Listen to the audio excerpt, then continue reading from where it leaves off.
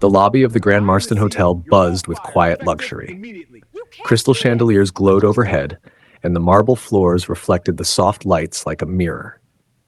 Guests in tailored suits and designer dresses moved in and out, while the front desk staff worked with polished smiles. Near the elevators stood a tall black man in a dark jacket and simple black t-shirt. He carried no designer luggage, no flashy watch, nothing that screamed wealth. To most people passing by, he looked like just another guest who didn't quite fit the high-end atmosphere. He walked to the front desk and spoke calmly. "Hi, I'm in suite 1804. I'd like to order room service." The receptionist barely glanced at her screen. "Name?" "Daniel Carter." She typed slowly, her expression tightening. "I'm sorry, sir, but that suite is reserved for our executive clients. Are you sure you have the right room number?" Daniel nodded. "Yes, I checked in this morning."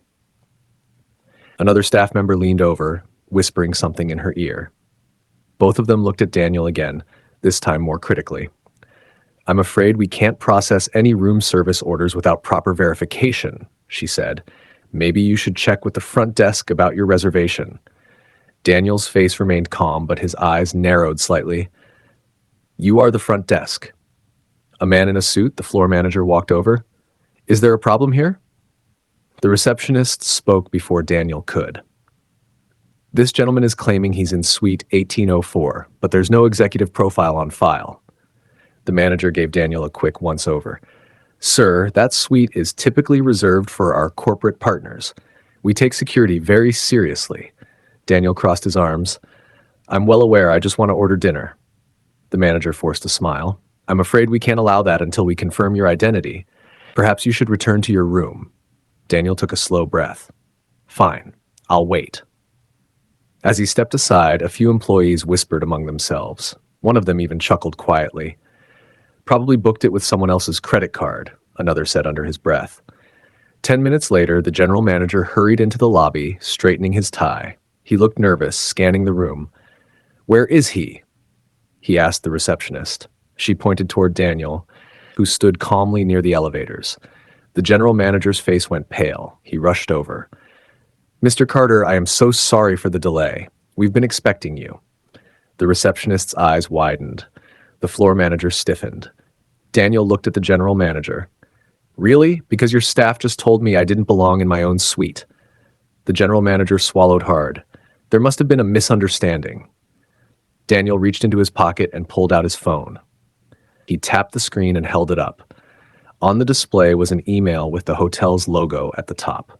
Below it read, "Welcome, Mr. Carter, CEO of Carter Global Holdings. Thank you for choosing the Grand Marston as the host hotel for your company's $200 million partnership conference." The floor manager's face drained of color. The receptionist's hands began to shake. Daniel slipped the phone back into his pocket. "My company books this entire hotel every quarter, hundreds of rooms, corporate events, catering, the works." The general manager nodded quickly. "Yes, sir. We truly value your partnership." Daniel's voice remained calm, but it carried across the lobby. "Then maybe you should value your guests too." Silence filled the room. Even the guests nearby had started paying attention. Daniel looked directly at the receptionist. "You didn't check the system properly. You just looked at me and decided I didn't belong." She opened her mouth, but no words came out. He turned to the floor manager. "And you backed her up without asking a single real question." The man lowered his eyes. "Sir, I..." Daniel raised a hand. "Save it." The general manager stepped forward. "Mr. Carter, I assure you we'll handle this internally. Please allow me to personally arrange your dinner." Daniel shook his head.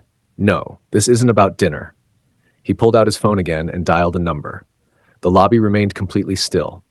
"Hi, Melissa," he said. "Yeah, it's Daniel. Go ahead and cancel the Marston contract for next quarter. Move the conference to the Regency instead." The general manager's eyes went wide. "Sir, please, there's no need for that." Daniel ignored him. "And make a note in the file. We're reviewing all future bookings here." He ended the call and slipped the phone back into his pocket. The receptionist looked like she might cry. The floor manager stood frozen. Daniel faced the general manager one last time. "You don't lose a client in the boardroom. You lose them in moments like this." The general manager nodded silently. Daniel turned and walked toward the elevators. As the doors closed behind him, the entire lobby seemed to exhale at once. The staff who had been whispering earlier now stood completely silent, because in just a few minutes, one wrong assumption had cost them more than a dinner order. It had cost them a deal worth millions.